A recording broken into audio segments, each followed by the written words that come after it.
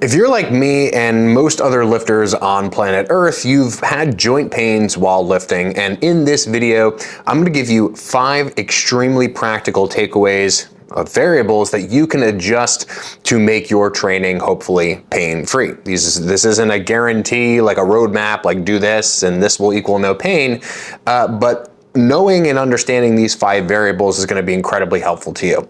Now, the first thing that needs to be said, because it kind of exists as an umbrella concept over top of all of these variables, is that there are no must-do exercises. Must-do exercises don't exist. A lot of content creators, a lot of influencers will try to make you believe otherwise because of their specific bias or what their particular preferences for their clients, let's say. But the reality is that there's a million different ways to skin the cat when it comes to hypertrophy training, getting healthy, getting fit, and specifically getting pain-free. And to sort of close that space within which you can operate in terms of exercise selection, it just makes no sense. So just as a starting point, get it out of your head that you must do certain exercises. And yes, this includes things like squats, benches, and deadlifts. You don't have to actually do any of those exercises. And anyone who says otherwise probably has a very weak argument for why that might be the case. The only valid one would be if you're competing in a sport like powerlifting or weightlifting, where you have to practice specific movements. Okay, so with that caveat and that understanding out of the way, just make sure you conceptualize that and drill it into your head first. The first variable, and with all the variables, by the way, I'm going to give you a description of what the variable is and then also a concrete example in terms of how you might go about changing that variable. So the first one is resistance, and more specifically resistance direction. So what do I mean by resistance and resistance direction? Well, all of you probably intuitively have a decent understanding of what resistance is. Say if I'm doing a cable pull down. Well, if I'm doing a cable pull down, I can angle it directly above my head, right? I can pull sort of more vertically. I can lean slightly backward, right? Those are 2 different things, or 2 different scenarios rather, where yeah, although the cable I'm using isn't necessarily different, I'm changing my body's relationship to the cable. So in this example, what I might do is instead of doing a pull down that's more vertical, where my arm is, being pulled high to low, more over my head, I might lean backward a little bit to see how that feels. That's a very simple adjustment that you can make. Another example of this might be doing something like a curl, right? Imagine you are doing barbell easy bar curls and you're getting elbow or wrist pain. Well, simply changing the direction of the resistance and the kind of resistance, in this case, maybe you go from easy bar or barbell to dumbbell, or from dumbbell to cable, or from cable to machine. But there are so many different options that you have to choose from. And so simply changing the resistance is pretty much always the first place that I start. And as long as you're changing the resistance just subtly, as in the pull down example, where you're going from a mostly vertical thing to a slightly less vertical thing, you're still accomplishing the goal within the exercise, but you're not changing it enough so that the stimulus is so substantially different. So you want to make sure that the stimulus is similar enough, but also just different enough to maybe change that pain response. So that's variable number 1. Variable number 2 is alteration in joint position. Now this is going to go hand in hand with the first variable, because if you change the resistance, a lot of times the joint position changes. So for example, instead of having my arm all the way over here and doing a pull down like this, again, if I angle my arm slightly more forward, that by definition is a change in the joint position of my shoulder. Another simple example of this might be, going from a wide grip bench press. If a wide grip bench press hurts, see how a narrow grip feels. You see how a reverse grip feels, right? Changing the position of your joints, and again, just to subtle degrees, can make all the difference in the world when it comes to being in pain versus being out of pain. Now, the third variable would be range of motion, right? So imagine you are doing some kind of exercise. Let's say it's a pushing exercise. We'll stick with the bench press example. Imagine that you have 100% pain-free movement all the way until the bottom last inch, right? And this kind of is going to connect to the overall umbrella concept that I mentioned of not being tied to specific exercises.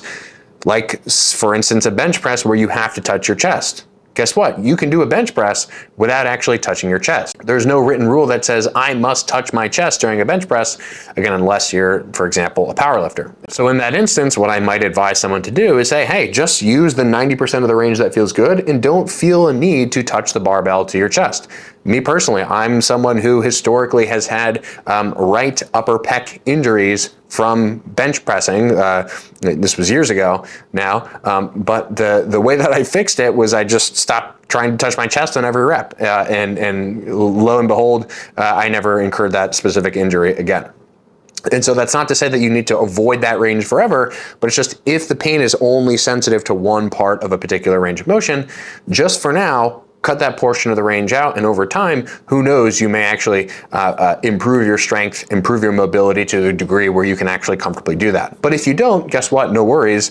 There's no rule ever that says that touching your bar or touching the bar to your chest is the thing that is going to grow your chest. Okay, stability is the next variable. So for example, imagine I am doing some kind of dumbbell curl, and I'm doing a dumbbell curl and my shoulders maybe are bothering me. A wise choice in that instance might be to increase the amount of stability, i.e. the anchoring is what I like to call it. Which in other words is just meant to say increase the amount of things that the back of your arm in this case is touching. So rather than doing a curl out in free space, right, where your shoulders kind of have to do a lot of work to just basically keep your arms still as you're doing the curl, just put the back of your arm up against something. It could be doing something like, you know, a curl up against a wall, right? A curl up against a pad, hell, just like sitting backward on a bench or sideways on a bench rather, and jamming your arms up against the sides of the bench, right? Improving the stability of the exercise in that way, in a way that makes it easier to just isolate the target muscle of the exercise, can, in my experience, help tremendously. And I've actually been surprised at how big of a mover this variable has been in my training specifically, and also people who I've helped with pain-related issues.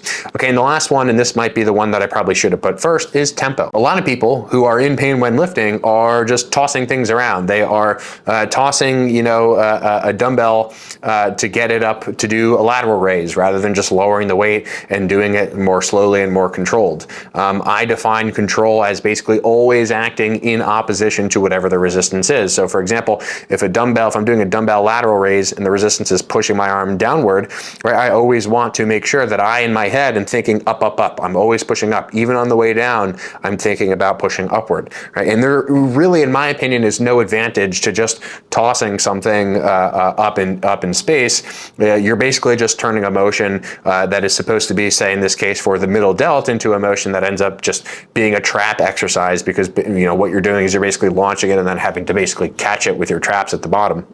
So overall, slowing down tempo, especially in instances where you are experiencing pain, is almost always a good idea. And in my personal experience, there's no advantage to just trying to toss things in a way that's not like, you know, not like the subtle sort of smart cheat rep idea, but the dumb cheat rep, right? Where you're basically just accumulating a lot of stress, accumulating a lot of stimulus to areas that are not related to the area that you're trying to target, right? In other words, a dumb cheat rep is what I would call that. So these are the major 5 exercise variables. I hope that those concrete examples helped.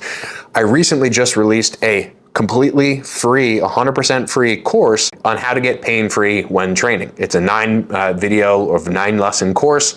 It contains modules that cover all these variables in much more depth with much more specific examples. All you need to do is click the link down below in the description, drop your email there, and I'll send it over your way for free. So I hope you enjoyed this video. I hope it helps, and I'll see you all in the next one.